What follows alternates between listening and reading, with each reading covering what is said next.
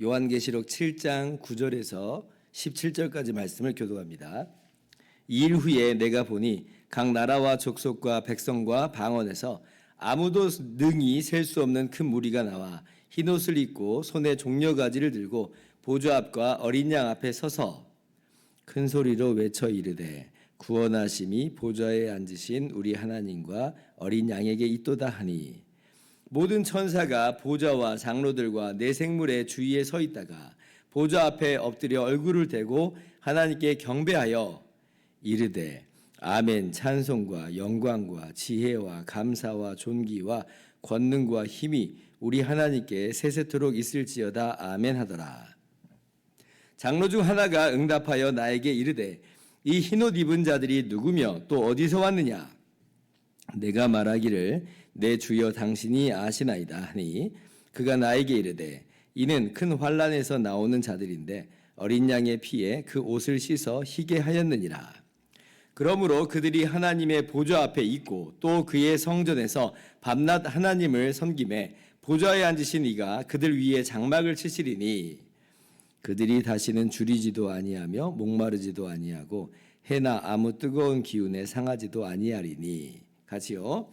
이는 보좌 가운데에 계신 어린 양이 그들의 목자가 되사 생명수 샘으로 인도하시고 하나님께서 그들의 눈에서 모든 눈물을 씻어 주실 것임이라. 아멘. 할렐루야. 하나님의 크신 은혜와 평강이 오늘도 변함없이 여러분 가운데 가득 넘치기를 주님의 이름으로 축원합니다. 오늘 말씀은 어린 양 예수님께서 두루마리인을 여섯 개째 떼시고 이제 마지막 7번째 그 인을 떼시기 직전에 이 막간 환상의 내용입니다. 하나님의 인치심을 받은 사람들이 먼저 언급이 돼요. 우리가 7장 1절에서부터 쭉 보시면 이스라엘 12지파에서 각각 12,000명씩 총 14만 4천 명이 이제 인침받은 사람의 수로 그렇게 들려집니다.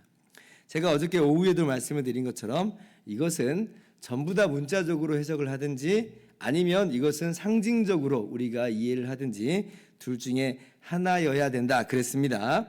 그런데 신천지라고 하는 사이비 이단은 뭐라고 말해요? 14만 4천 명은 문자로 받아들여요. 그래서 자기들이 이 숫자를 채워야 된다 하고 막 사람들의 마음을 쪼아대죠. 그래가지고 자기들의 세를 불려댑니다. 그런데 이스라엘 12지파 중에서 14만 4천 명이잖아요. 그러면 진짜 문자적으로 계속 하면 뭐 해야 돼요? 이스라엘 사람들이어야 됩니다. 한국 사람이 아니에요. 그런데 지금 신천지라고 하는 이단은 자기들끼리 12지파 만들어 놓고 그 12지파에서 각각 10,000명씩 채워라 이러는 거예요. 이스라엘 12지파라고 하는 건 상징으로 두고 있고 14만 4천 명은 문자로 두고 있고, 이런 식의 얼렁뚱땅 지금 귀에 걸면 귀걸이, 코에 걸면 코걸이 식으로 그렇게 비유풀이 하듯이 지금 이야기를 하고 있는데 말도 안 되는 이야기죠. 웃기는 이야기죠. 다 문자적으로 보는 사람들이 있습니다. 세대주의자들은 이건 정말 이스라엘 민족 중에 각 지파에서 12,000명씩 14만 4천 명이다 라고 하는 그런 사람들이 있어요. 그러나 우리가 맞다고 생각합니다. 그럼 이게 뭐냐? 우리는 뭐라고 말하느냐 라고 할 때 그 14만 4천 명의 사람들은, 인침받은 사람들은 오늘 본문 9절의 사람들이다. 9절의 사람들이다. 9절 보면 이 일 후에 내가 보니 각 나라와 족속과 백성과 방언에서 아무도 셀 수 없는 큰 무리가 나와. 그러니까 지금 이스라엘 12지파로 상징되는 바 각 나라와 족속과 백성과 방언, 모든 온 세계 사람들 14만 4천 명으로 상징되는 바 아무도 셀 수 없는 허다한 무리들, 예수님을 주와 구주로 믿는 바로 우리들이 하나님의 인침받은 사람들이다 라고 하는 거죠. 지금 이러한 그 표현 기법은 5장에도 나오는데요. 5장에 보면 이제 두루마리가 하나님의 보좌 위에 계신 하나님의 오른손에 있는데 7개 인으로 봉해 있어요. 아무도 뗄 수가 없습니다. 그래서 사도 요한이 울고 있는데, 근데 장로 중 하나가 울지 말라 그랬죠. 울지 말라. 왜 그러는가? 유대 지파의 사자 다윗의 뿌리가 이겼으니 그가 떼시리라 그래요. 그럼 이제 우리 누구를 기대해요? 사자를 기대합니다. 그러니까 그런 소리를 들었으니까, 그렇게 말하는 걸 들었으니까 그럼 이제 사자가 등장하겠지라고 딱 기대하는데 누가 등장해요? 죽임당하신 어린 양이 등장해요. 어린 양을 봐요. 근데 정말 놀랍게도 어린 양이 그 두루마리를 취하셔서 인을 떼세요. 사자만 뗄 수 있다고 그랬는데 어린 양이 떼요. 그러면 이 어린 양이 누구예요? 어린 양이 사자라는 얘기예요. 지금 마찬가지예요. 지금 이스라엘 지파 중에 14만 4천 명을 들었어요. 그래서 그걸 기대했는데, 근데 지금 사도 요한의 눈에 보이는 광경은 뭐예요? 각 나라와 족속과 백성과 방언에서 아무도 셀 수 없는 허다한 무리들이 그렇게 하나님 앞에 나와서 찬양하는 장면을 보게 되는 겁니다. 이 사람들이 바로 그 이스라엘 12지파 중에 14만 4천 명을 지금 이야기하는구나 라고 하는 것을 우리가 함께 알 수가 있는 것이죠. 그래서 지금 이들이 찬양을 합니다. 흰옷을 입고 손에 종려가지를 들고 보좌 앞과 어린 양 앞에 서서 10절 구원하심이 보좌에 앉으신 우리 하나님과 어린 양에게 있도다 찬양해요. 굉장히 익숙한 그런 말씀이죠. 우리 복음성가에서 잘 알려진 우리가 종종 부르는 찬양이 우리 보좌 앞에 모였네 함께 주를 찬양하며 할 때 그 마지막 후렴 부분이 구원하심이 보좌에 앉으신 우리 하나님과 어린 양께 있도다 하는 그 이제 내용이 바로 오늘 본문의 배경이에요. 그러니까 이제 장로 중에 하나가 요한에게 물어요. 13절에 이들이 누구냐? 어디서 왔느냐? 지금 이 장로 중 하나가 몰라서 묻는 게 아닙니다. 14절 보면 답을 알아요. 근데도 물어보는 거예요. 그러니까 아는데도 물어보는 건 뭐냐면 지금 사도 요한 보고 이들의 신분과 이들의 정체 이걸 반드시 알아야 된다. 꼭 기억해야 된다라고 하는 측면에서 사도 요한에게 물어봅니다. 근데 사도 요한은 잘 모르겠나 봐요. 그래서 14절에 내 주여 당신이 아시나이다. 잘 모르겠습니다. 말해주세요 라고 하는 거잖아요. 그러니까 그 장로 중에 하나가 물어봤던 장로가 대답을 하는 거예요. 자 14절 보면 이는 큰 환난에서 나오는 자들인데 어린 양의 피에 그 옷을 씻어 희게 하였느니라. 그러니까 이 사람은 누구며 어디에서 왔느냐라고 할 때 큰 환난으로부터 나왔다 그래요. 그러니까 환난 자체를 피한다, 면한다는 말이 아니라 오히려 환난을 지금 통과해서 오는 느낌. 환난으로부터 지금 오는 이야기니까 환난을 통과하여 나오는 사람이다라고 하는 거예요. 그런데 이 사람들이 어떤 사람이냐면 어린 양의 피에 그 옷을 씻은 사람들이다 그래요. 근데 뭐겠어요?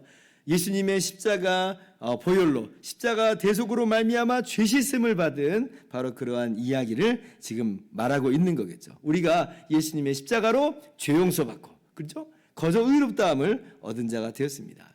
이사야 64장 6절을 보면 무릇 우리는 부정한 자 같아서 우리의 의는 다 더러운 옷 같다 그랬어요. 우리의 의라고 하는 건 다 더러운 옷이에요. 이걸로는 하나님 앞에 설 수가 없어요. 그런데 우리는 설 수 없었는데 예수님께서 십자가로 우리를 깨끗하게 씻어주시니 우리가 깨끗해져 버렸어요.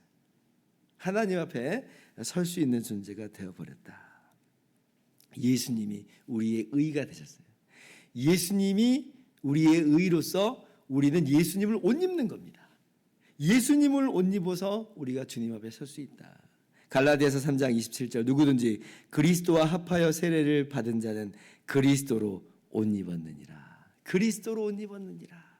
주님의 십자가 보혈로 깨끗하게 씻음 받으니 우리가 하얗게 희게 되었다.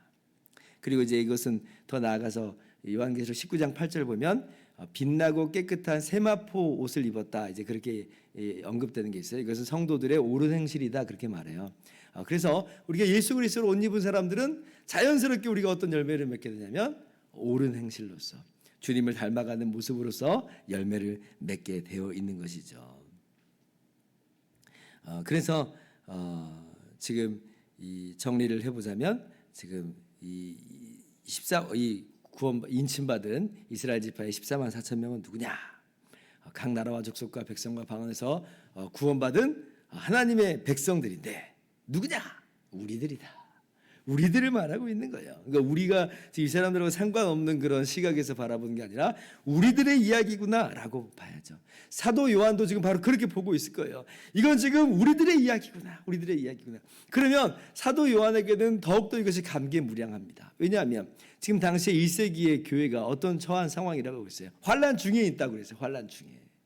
박해 가운데 있어요. 도미티안 황제의 핍박 가운데 있습니다. 그리고 그 안쪽 내부 교회 내부로는 정말 이단들이 정말 횡행하고 있어요. 그래서 야 이렇게 가다가는 교회 미래가 어떻게 될 것인가? 교회가 망하게 되는 것 아닌가? 교회가 끝장날 것 아닌가?라고 하는 그 환난 가운데 있는데, 근데 그 환난으로부터 나오는 무리들을 딱 보니까 망해버린 교회가 아니라 아무도 셀 수 없는 엄청난 무리가 하나님을 찬양하고 있는 광경을 보게 되는 거예요. 이야, 교회는 망하지 않는구나. 교회는 쇠하지 않는구나. 지금 당장 우리가 환난 가운데 있고 어려움 가운데 있고 정말 형편없는 그런 모습처럼 보이지만 결코 교회는 망하지 않는구나. 음부의 권세가 해하지 못하는구나. 주님의 교회구나. 주님께서 인치셨으니 누가 이들을 헤아리요. 얼마나 감개무량하겠습니까? 오늘날도 마찬가지죠. 우리 한국 사회는 뭐 이제 더 이상 물리적인 박해는 없죠. 물리적 박해는 아니지만 이제는 사회적 문화적으로 타락상이 좀 강하게 있습니다. 그런데 지구촌 곳곳에 많은 박해가 순교당함이 핏부림이 있어요. 지금도 마찬가지로 있어요. 어쩌면 옛날부터 더 많다고 그러더라고요.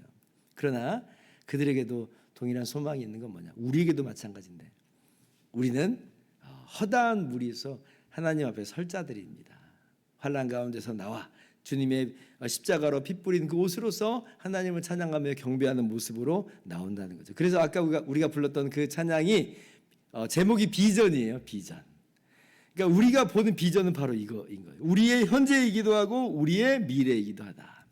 그리고 이제 이들에게 어떤 약속이 주어지냐면 15절 이하를 제가 쭉 읽어볼게요. 그러므로 그들이 하나님의 보좌 앞에 있고 또 그의 성전에서 밤낮 하나님을 섬기매 보좌에 앉으신 이가 그들 위에 장막을 치시리니 그들이 다시는 줄이지도 아니하며 목마르지도 아니하고 해나 아무 뜨거운 기운에 상하지도 아니하리니 이는 보좌 가운데 계신 어린 양이 그들의 목자가 되사 생명수 샘으로 인도하시고 하나님께서 그들의 눈에서 모든 눈물을 씻어 주실 것임이라. 아멘. 기가 막힌 정말 우리의 소망이죠. 어디 말씀하고 비슷하냐면 요한계시록 21장의 새하늘과 새 땅에서 우리 가운데 장차 이루어지는 그 일들하고 이 말씀이 굉장히 유사하죠. 그때도 하나님이 그 눈에서 모든 눈물을 닦아주시매 다시는 사망이 없고 애통하는 것이나 곡하는 것이나 아픈 것이 다시 있지 아니하리니 처음 것들이 다 지나갔습니다. 그 새하늘과 새 땅의 모습을 묘사하는데 바로 지금 이 7장 15절 이하에서 바로 그것을 이야기하고 있는 거예요. 이것이 우리가 장차 영원히 거하게 될 새하늘과 새 땅의 모습이고 우리에게 지금 약속으로 주어진 것이다. 하나님께서는 약속을 주셨고 약속을 지키시는 신실하신 하나님이세요. 그러므로 반드시 이 일은 이렇게 될 것입니다. 우리가 잘나서 우리가 의로워서 주신다는 게 아니라 그리스도의 의로 덧입힘 받은 우리들에게 거저 선물로 주신다는 거예요. 이 기가 막힌 은혜를 우리가 감사로 받으셨으면 좋겠고 그러므로 오늘도 우리도 찬양하면서 나갑시다. 구원하심이 보좌에 앉으신 하나님과 어린 양께 있도다 찬양하면서 나가는 하루 우리의 삶이 되실 수 있기를 주님의 이름으로 축원합니다. 기도하겠습니다.